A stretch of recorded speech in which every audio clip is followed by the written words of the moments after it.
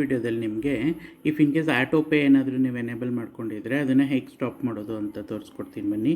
ನೀವು ಡೈರೆಕ್ಟಾಗಿ ಇಲ್ಲಿ ಹೋಗಿ ಫೋನ್ಪೇ ಓಪನ್ ಮಾಡಿದ್ರೆ ನಿಮ್ಮದೇನಿಲ್ಲ ಅಪ್ಲಿಕೇಶನ್ ಓಪನ್ ಆಗುತ್ತೆ. ಇದಕ್ಕೆ ಹೋಗಿ ಇಲ್ಲಿ ನಿಮಗೆ ಪ್ರೊಫೈಲ್ ಅಂತ ಇರುತ್ತೆ. ಈ ಪ್ರೊಫೈಲ್ ಮೇಲೆ ಕ್ಲಿಕ್ ಮಾಡಿದ್ರೆ ನಿಮ್ಗೆ ಇಲ್ಲಿ ಫುಲ್ ಏನು ಡೀಟೇಲ್ಸ್ ಬರುತ್ತೆ. ಇಲ್ಲಿ ಸ್ಕ್ರೋಲ್ ಡೌನ್ ಮಾಡಿ, ಇಲ್ಲಿ ಸ್ಕ್ರೋಲ್ ಡೌನಿಗೆ ಬಂದು ಮ್ಯಾನೇಜ್ ಪೇಮೆಂಟ್ಸ್ ಮೇಲೆ ಕ್ಲಿಕ್ ಮಾಡಿ. ಇಲ್ಲಿ ಮ್ಯಾನೇಜ್ ಪೇಮೆಂಟ್ಸ್ ಮೇಲೆ ಬಂದರೆ ಇಲ್ಲಿ ನಿಮಗೆ ಎಲ್ಲ ರೀತಿ ಪೇಮೆಂಟ್ ಡೀಟೇಲ್ಸ್ ಇರುತ್ತೆ. ಇಲ್ಲಿ ನೋಡಿ ನಿಮ್ಮದು ಆಟೋ ಪೇ ಆಪ್ಷನ್ ಇದೆ. ಈ ಆಟೋ ಪೇ ಆಪ್ಷನ್ ಮೇಲೆ ಕ್ಲಿಕ್ ಮಾಡಿದ್ರೆ ನಿಮಗಿಲ್ಲಿ ಯಾವುದೇ ಆಟೋ ಪೇ ಆಗ್ತಿದೆ. ಇಫ್ ಇನ್ ಕೇಸ್ ನೀವೇನಾದರೂ ಸಬ್ಸ್ಕ್ರೈಬ್ ಆಗಿರ್ತೀರಾ, ರಿಜಿಸ್ಟರ್ ಆಗಿರ್ತೀರಾ ಯಾವುದಕ್ಕೋ, ಅದು ಕಂಟಿನ್ಯೂಸ್ ಆಗಿ ವೀಕ್ಲಿ ಅಥವಾ ಮಂತ್ಲಿ ಅಮೌಂಟ್ ಹೋಗ್ತಾನೆ ಇದೆ ಅಂತ ಆದರೆ ನೀವು ಇಲ್ಲಿ ಆ ಡೀಟೇಲ್ಸ್ನೆಲ್ಲ ನೋಡ್ಬೋದು. ಇಲ್ಲಿ ನೋಡಿ ನಂದು ಗೂಗಲ್ದೊಂದಿದೆ, ಓಪನ್ ಇದೆ, ಹಾಟ್ಸ್ಟಾರ್ ಇದೆ.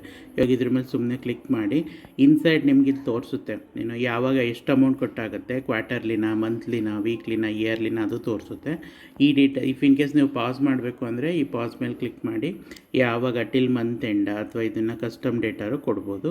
ಇಲ್ಲ ಅಂದರೆ ನೀವು ಇಲ್ಲಿ ಕೆಳಗೆ ಬಂದು ಡಿಲೀಟ್ ಆಟೋ ಪೇ ಮೇಲೆ ಕ್ಲಿಕ್ ಮಾಡಿದ್ರೆ ಮೇಲೆ ಕ್ಲಿಕ್ ಮಾಡಿದ್ರೆ ರೀಸನ್ ಕೇಳುತ್ತೆ ಏನಕ್ಕೆ ಡಿಲೀಟ್ ಮಾಡ್ತಿದ್ದೀರಾ ಅಂತ.